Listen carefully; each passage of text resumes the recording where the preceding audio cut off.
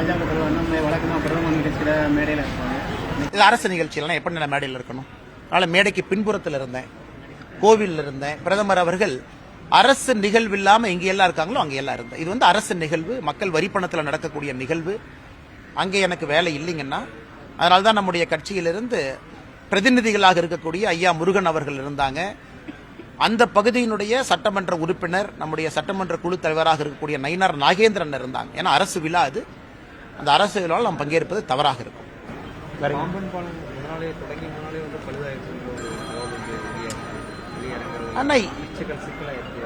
என்ன சிக்கலா இருக்கு? யார் இறங்குறதுல? பாம்பன் பாலம் மேல ஏறிட்டு இறங்குறது. அண்ணே, முழுக்க முழுக்க இந்த பாம்பன் பாலம் என்பது நம்முடைய மேக் இன் இந்தியா திட்டத்தில், தொழில்நுட்பத்தில் கொண்டு வரப்பட்ட இந்த vertical lift technology. IIT Chennai, பல ஐஐடிக்கள் வந்து இதை கொடுத்துருக்குறாங்க. ரயில்வே நிகம் பிரைவேட் லிமிடெட் அவங்க இதில் வந்து பல முக்கிய வேலைகளை செஞ்சிருக்கிறாங்க. இது வந்து ஏசியாலேயே இந்த வெர்டிக்கல் லிஃப்ட் நேரடியாக பாலம் மேலே ஏறி இறங்குறது எங்கேயுமே இல்லை, நம்ம இடத்துல இருக்கு. அதனால் எனக்கு சரியா தெரியல அது பத்திரிகை நண்பர்கள் அங்கிருந்து என்ன சொன்னாங்கன்னு. பிரதமர் அவர்கள் இன்னைக்கு திறந்து வச்சாங்க, முதல் ட்ரெயின் போச்சு. அதன் பிறகு கூட ட்ரெயின் போய்கிட்டு தான் இருந்தது.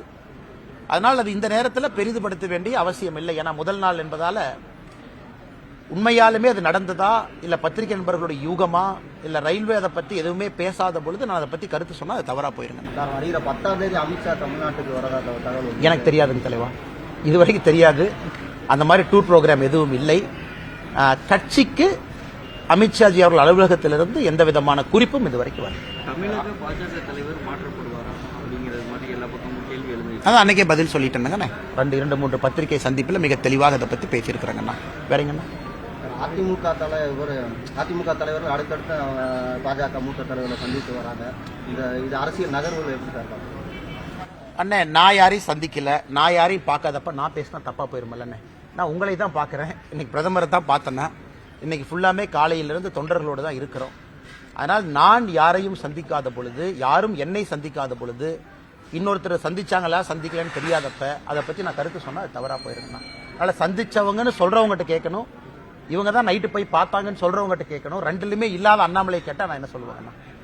நான் இந்த விஷயத்தில் அப்பாவின்னு தான் உங்கள்கிட்ட சொல்லுவாங்க. பாஜகவோட எடப்பாடி கூட்டணிக்கு நினைக்கிறாரு. கூட்டணிக்கு நினைக்கிற எடப்பாடி பழனிசாமி வந்து நீட் தேர்வை மத்திய அரசு ரத்து செஞ்சாத்தான் கூட்டணி இருக்குன்னு சொல்லி தைரியமாக சொல்லுவார் முதல்வர். ஏன்னா திமுகவை வச்சு பிதுக்கி காங்கிரஸ் தான் அலையன்ஸ் ஃபார்ம் பண்ணாங்க. எப்படி? இன்கம் டாக்ஸ் ரைடு பண்ணி ஃபர்ஸ்ட் ஃப்ளோர்ல, கிரவுண்ட் ஃப்ளோர்ல காலை வச்சு மிதிச்சு சீட்டு வாங்கினாங்க. அந்த மாதிரியா நடக்குது? அந்த மாதிரியா நடக்குது? கிடையாது. அதே போல இந்திரா காந்தி அம்மையாரை பத்தி கலைஞர் கருணாநிதி ஐயா பேசிய பேச்சுக்கெல்லாம் தொகுத்து பார்ப்போம். இந்திரா காந்தி அம்மையார் அவர்களை பத்தி எவ்வளவு மோசமா பேசினாங்க. நேருவின் மகளை இந்திராவே வா வான்னு சொன்னாங்க. இன்னைக்கு இவர்கள் மற்ற கட்சிக்கு கூட்டணியை பத்தி பாடம் எடுப்பது வியப்பாக இருக்கிறது. எல்லோரும் மக்கள்கிட்ட கேட்கறது, நீட்டு ரகசியம் இருக்குன்னு ஆட்சிக்கு வந்தீங்களே, என்ன ரகசியம்? 4 வருஷம் கழிச்சு என்ன ரகசியம்? அந்த ரகசியம் கிடையாது. மாண்புமிகு ஜனாதிபதி கிட்ட அனுப்பின நீட்டு பில்லும் ரிஜெக்ட் ஆகி திரும்ப வந்திருக்கு, அசம்பிளியினுடைய ரெசல்யூஷன். அதற்கெல்லாம் பதிலளிக்க முடியாத மாண்புமிகு முதலமைச்சர் அவர்கள் உப்பு சப்பு இல்லாத காரணங்கள் எல்லாம் முன்வைத்து மற்ற கட்சிகள் எப்படி கூட்டணி அமைக்க வேண்டும் என்பதை பத்தி பேசுறாருன்னா எவ்வளவு வேலை இல்லாம நம்முடைய முதலமைச்சர் இருக்காருன்னு பாருங்க. அப்படியாங்கண்ணா, அவர்கிட்ட தான் கேட்கணுங்கண்ணா. நான் தான் போட்டியில் இல்லைன்னு சொல்லிட்டேன். ஏங்கண்ணா, அப்படி எதுக்கு நான் திரும்ப கூப்பிடுறீங்க? சொல்லுங்க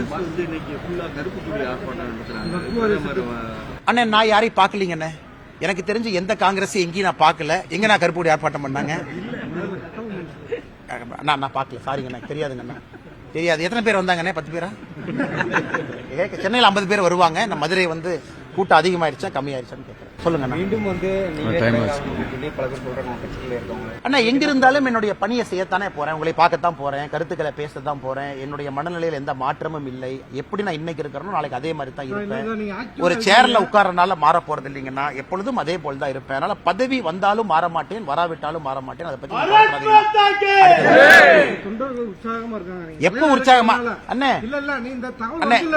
அண்ணே அண்ணா ஒரே நிமிஷம் அண்ணே. தொண்டர்களோடு அண்ணா ஒரு நிமிஷம் அண்ணா, ஒரு நிமிஷம் பேசுறேன். ஒரு நிமிஷம் அண்ணா, ஒரு நிமிஷம் கேட்ட கேள்விக்கு பதில். அண்ணா அண்ணா, இந்த கட்சியில எல்லாருமே தொண்டர் தாங்கண்ணா. அப்பப்ப ஒரு தொண்டன் ஒரு பதவிக்கு போறான், மறுபடியும் அந்த தொண்டன் அந்த பதவியிலிருந்து தொண்டனா கீழே வந்துடுறான். அப்படித்தான் எல்லோரும் பார்க்கின்றோம். எங்களை பொறுத்தவரை எங்களுக்குள்ள எந்தவித விருப்பு வெறுப்பு வேறுபாடு கிடையாது. எங்கிருந்தாலும் அதே எனர்ஜியோட வேலை செய்வோம். ஆனா நீங்க எப்போ கூட இருப்பாங்க, நான் எங்கேயும் போயிட மாட்டாங்க, நீங்க கவலைப்படாதீங்க, நான் கூட தான் இருப்பேன்.